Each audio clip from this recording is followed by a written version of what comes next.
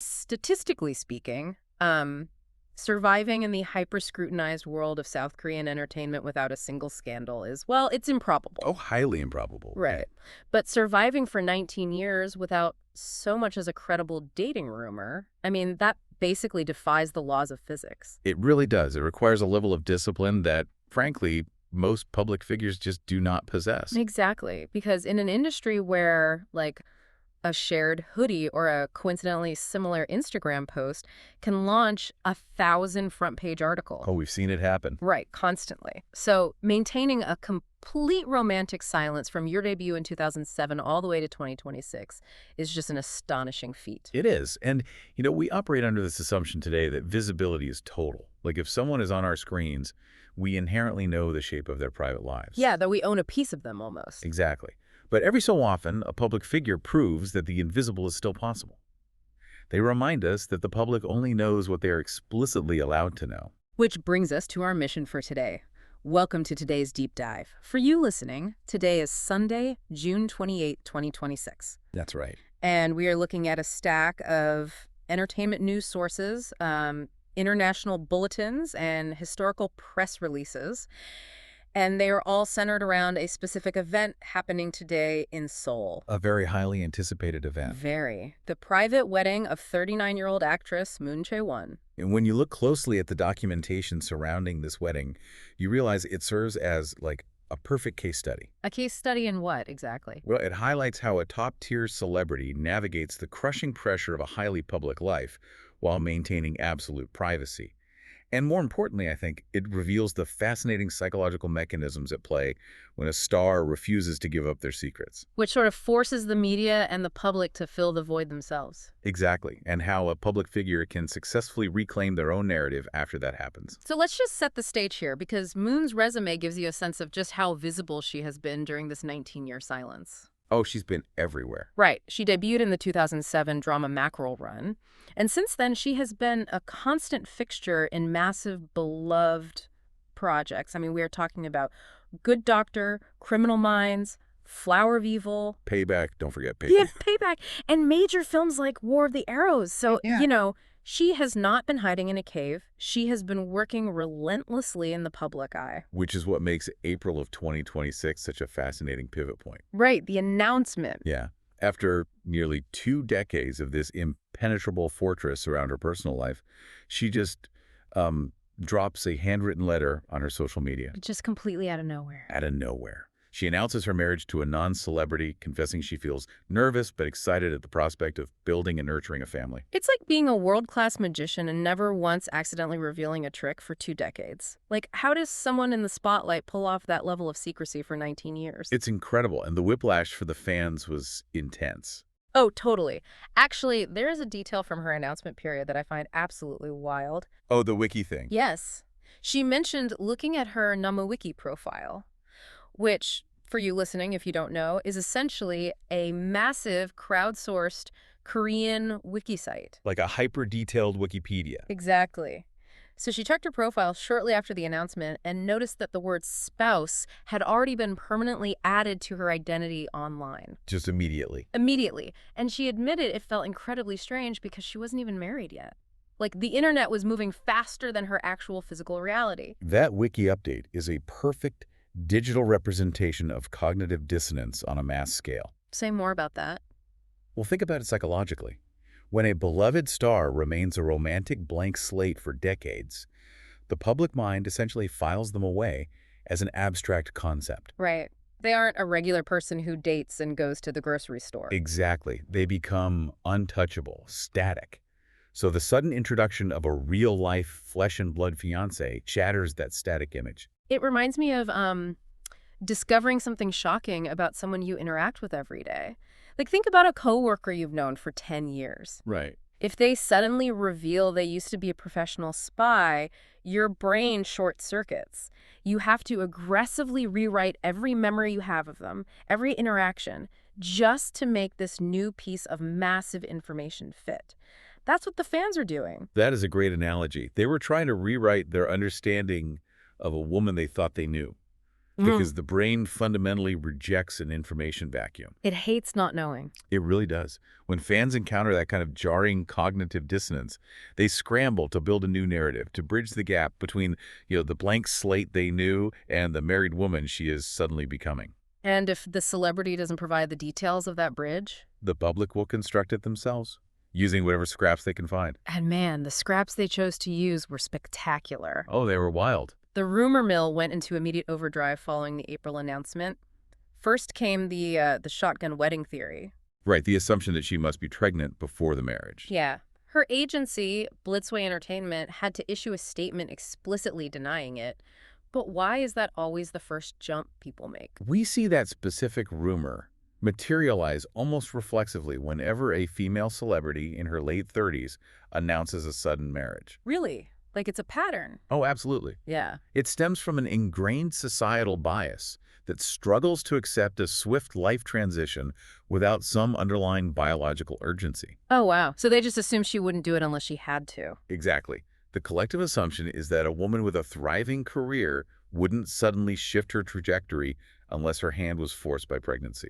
It's just so dismissive of her own agency. But then the internet decided to get strangely specific about the groom's identity. This is my favorite part. It is so bizarre. I want to bring you, the listener, into this for a second. Think about your own digital footprint. Imagine you tweeted in 2016 that you, really enjoyed a good cup of coffee. Just a casual throwaway comment. Right. And then 10 years later, you announce you are getting married, and millions of people instantly decide your fiancé must be a Colombian coffee bean importer named Juan. It's hilarious when you put it like that. But that is exactly the mechanism at play here.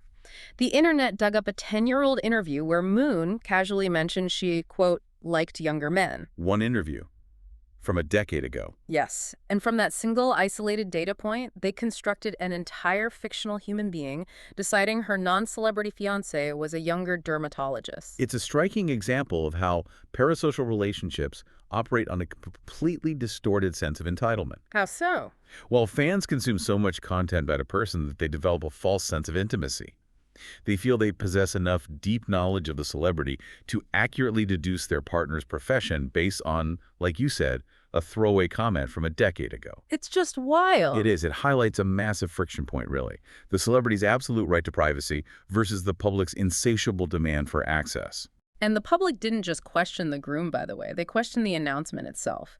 There was a third word that accused Moon of using ChatGPT to write her heartfelt, handwritten marriage letter. Which is just, it's so telling of where we are at culturally right now. I mean, accusing a handwritten letter of being AI. Yeah, that particular accusation points to a much broader cultural anxiety.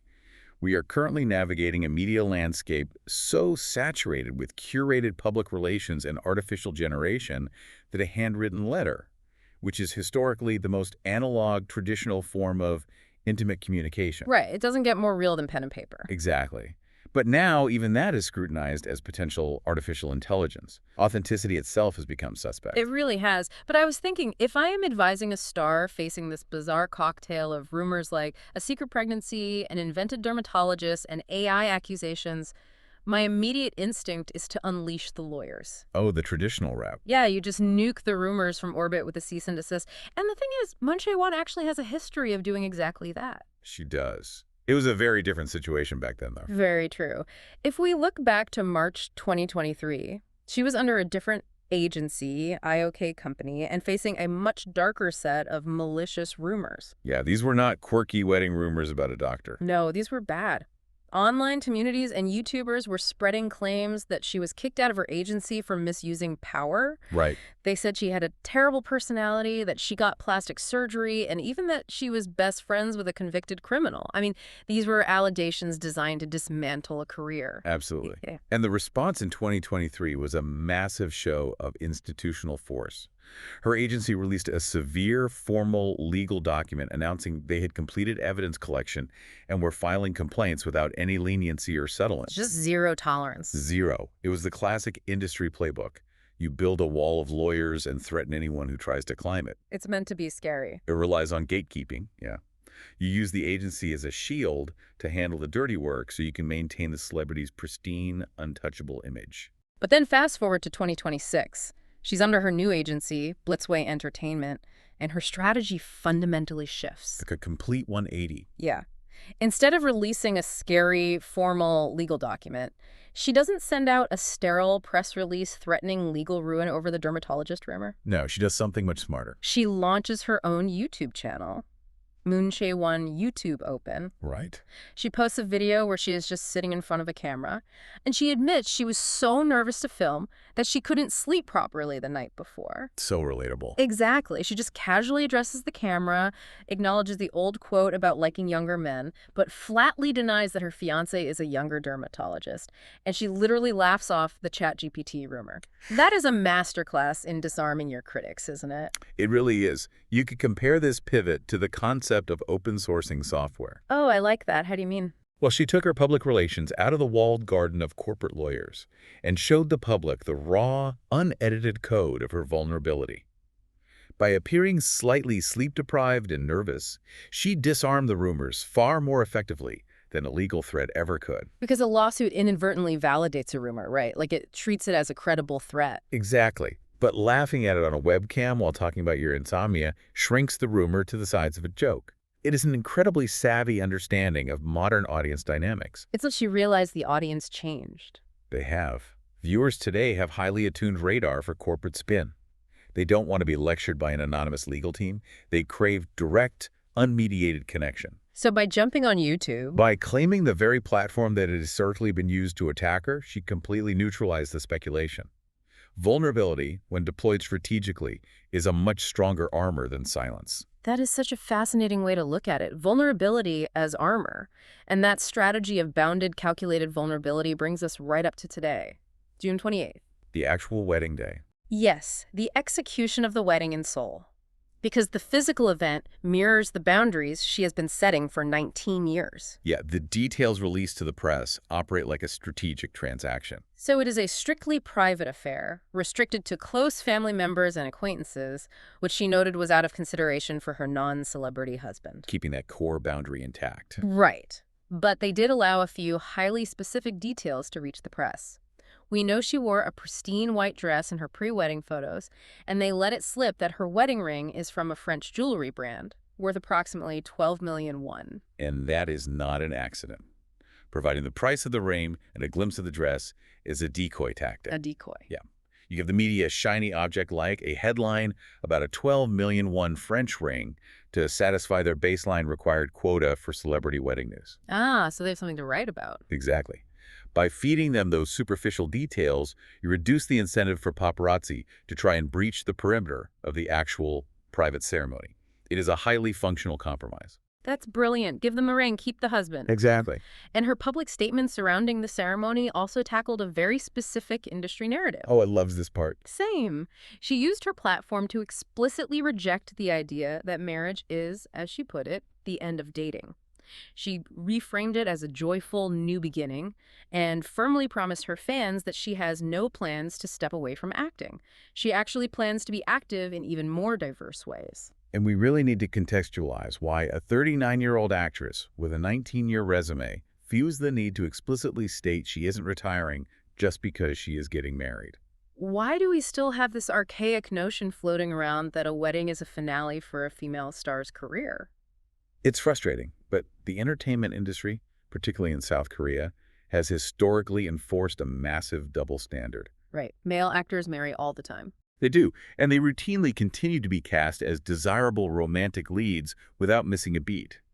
But for female actors, marriage has frequently been treated by the media ecosystem as a soft retirement, or, a mandatory transition away from leading roles into strictly maternal characters. So by openly addressing that and saying, nope, I'm still here, still acting, she is modeling a very healthy framework for navigating fame. She really is. She's drawing a hard line around her private life to protect her husband while simultaneously broadcasting her professional ambitions. I love that she felt the need to explicitly state that. It proves that the roles of private human being and public icon are not mutually exclusive. Exactly.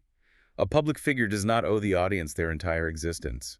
The greatest trick of her 19-year career wasn't merely keeping a secret. It was what? It was retaining the absolute power to choose when, where, and exactly how she revealed her reality to the world.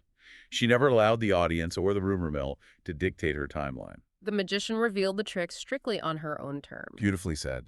Well, as we wrap up today's deep dive, we've looked at a lot. We've looked at the anatomy of internet rumors, how an isolated quote about coffee or younger men from a decade ago can be weaponized into an entire fictional identity. The younger dermatologist. Right. We've seen the evolution of public relations, moving from the blunt force of agency lawsuits to the disarming power of authentic, direct camera vulnerability. Got a huge shift. And most importantly, we've explored the sheer endurance required to hold on to your own story in an industry built to extract it from you. It's an incredible balancing act. It really is. Yeah.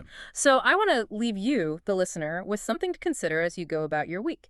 Take a hard look at your own digital footprint. You know, those old posts, those throwaway comments, the public interactions you've long forgotten. We all have them. We do. In a world that constantly demands we share every milestone and every thought, what is the one fundamental truth about yourself that you keep entirely hidden? And if you suddenly revealed it to your network today without any warning, what kind of wild, elaborate fictions would people invent to try and make sense of it?